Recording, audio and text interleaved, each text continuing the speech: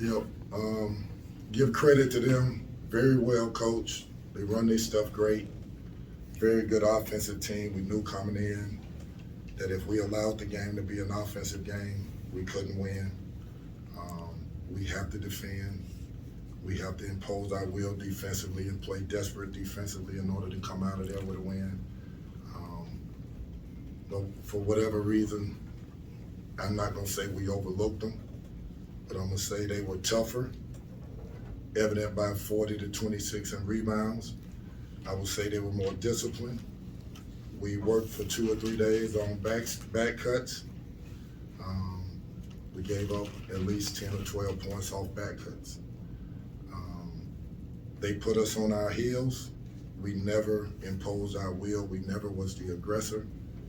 And I don't know how or who you can beat when a team shoots 52% in the second half, 39% from three.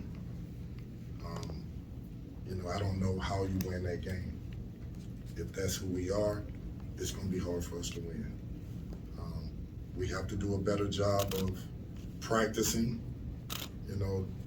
preparing to play teams like this with an energy and a fight and a focus so that it's not a shock to our system when the ball is zipping around and we're behind everything.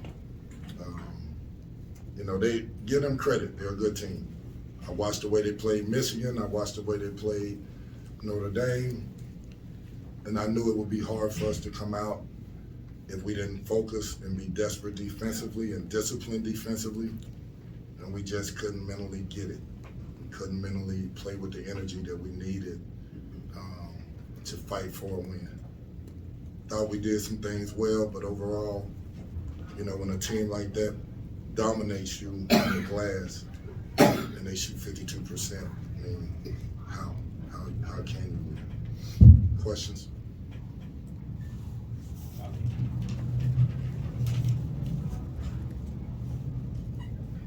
Kenny, only 10 turnovers tonight, but there are times in the game during like a 1-possession, 2-possession game, some costly turnovers. Can you, pinpoint what that comes from? Are they rushing? Is it, can you kind of figure out what exactly that's about?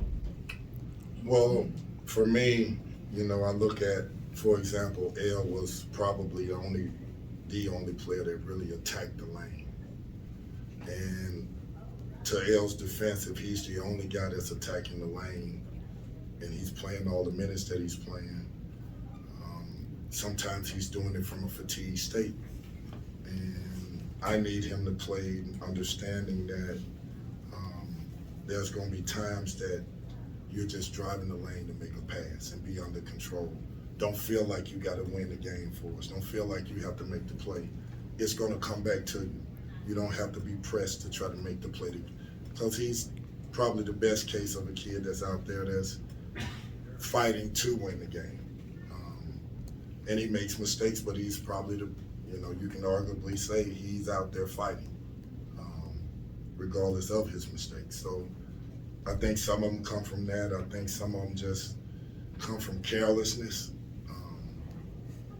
Maybe not quite being a good enough ball handler yet, good enough passer yet that it takes to be a good offensive team. And we constantly work on it. So we just got to keep plugging away at it. Yeah. You talked about the defense. I mean, they had 18 layups, which is what you're talking about. Is it guys just not concentrating on their man for the whole 30 seconds or not giving effort, or what are you seeing? I just see that there's possessions when we work on, if a guy back cuts you, he's running through your chest. Well, natural tendency is to be higher than him. But we're not denying, so why would you be higher? The defensive game plan is when he cuts back door, he's running through you, so you're below him at all times. When he catches the ball, we're pressuring. Well, 2 or 3, 4 or 5 times, 6 times, we're high. The ball goes to the big fella in the middle. They back cut, we're high. They cut and get a layup. Everybody was guilty of it.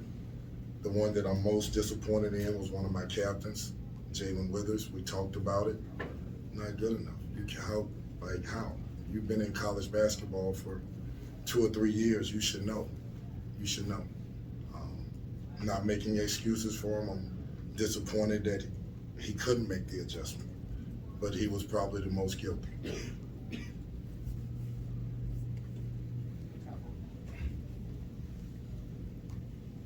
Kenny, you mentioned the toughness issue on the glass, and that's one you've mentioned a few times this year. How do you coach that out of them to get a better effort or to try to make this a tougher team, especially when you have a size advantage like you did? Sure.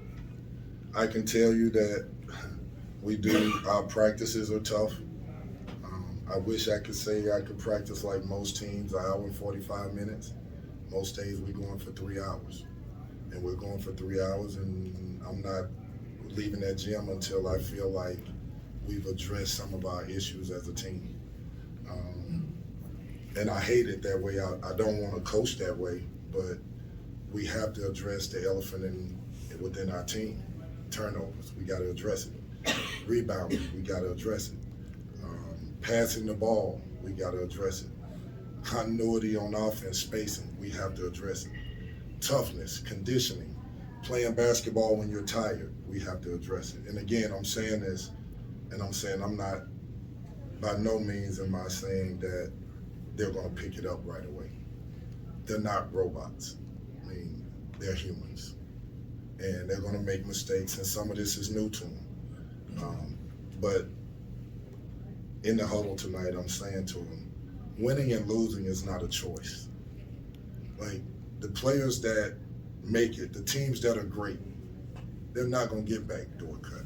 They're not going to not hit somebody and allow a dude to get a rebound. They're not going to not sprint back. They know that it translates to winning. They're going to do all the things that it takes to win the game. They're going to follow the game plan. They're going to remember the plays. They're going to fight their behinds off to make sure that they come out and give themselves the best chance to win. We're not quite there yet, and we got to get there because, as we all know, the schedule is the schedule, and it's not getting easier. Kenny, you were talking about that early in the game. You got a couple shots that seemed like were in good position. You didn't finish. Down in late, you had a couple also. Jalen had the one where he missed the layup. What is that about finishing? How do you teach that to just kind of finish those plays there? All I can tell you is that we work on it every day. We work on finishing with guys getting hit every day. Sometimes players, they're panicking, and so they try to use their body. The refs we're talking about tell them don't use their body and just pray for a foul or hope for a foul. We're not giving fouls. Well, we should be the most athletic team. We don't have to hope for a foul. I don't want you to give me a foul to make sure go up and finish the play. Jump over somebody and finish. I mean, you're 2 feet from the basket and we don't come up with anything. I mean, Brandon, Jalen, Sid at times, we all are guilty of it. It's not just one person. JJ, when you're that close to the basket, you have to finish. Hey Coach, you mentioned it a little bit earlier, but is there anything in particular that Lipscomb did that you think gave you guys trouble, or anything that you'd like to implement that they kind of do? I would like to be able to shoot the ball like that, but they have shooters. I love the fact that they are very well coached on passing the ball. I believe that, most people think good offense is good shooting. I believe good offense is good passing, which leads to good shots. I think they're an excellent passing team. I think they move well without the ball. Very rarely do you see a guy just isolate. The ball is moving at all times. They have no ball stoppers.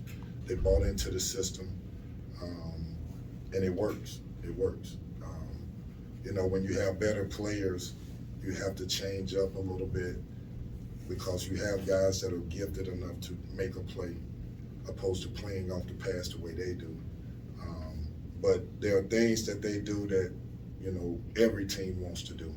When you pass the ball like that and cut like that, and you have a 5-man that really is comfortable in embracing the role of finding his teammates and taking joy in it, that's what a good team is.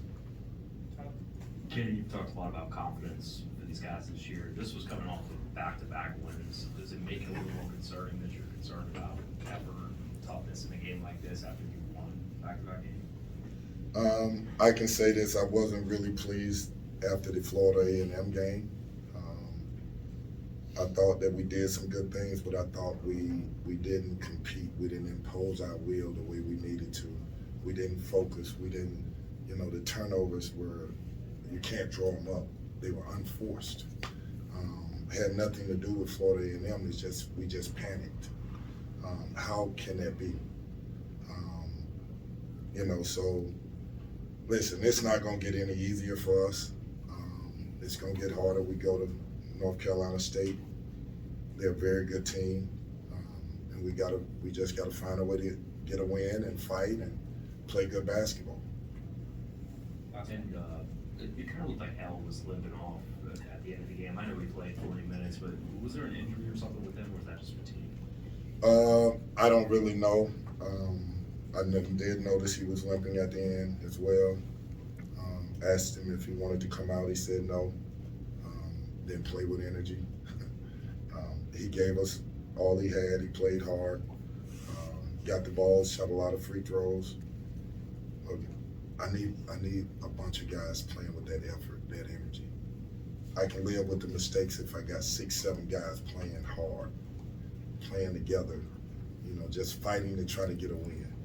We're gonna make mistakes, but don't let our mistakes come from being tentative, being fearful, being non-confident, being, non-aggressive on both ends of the floor.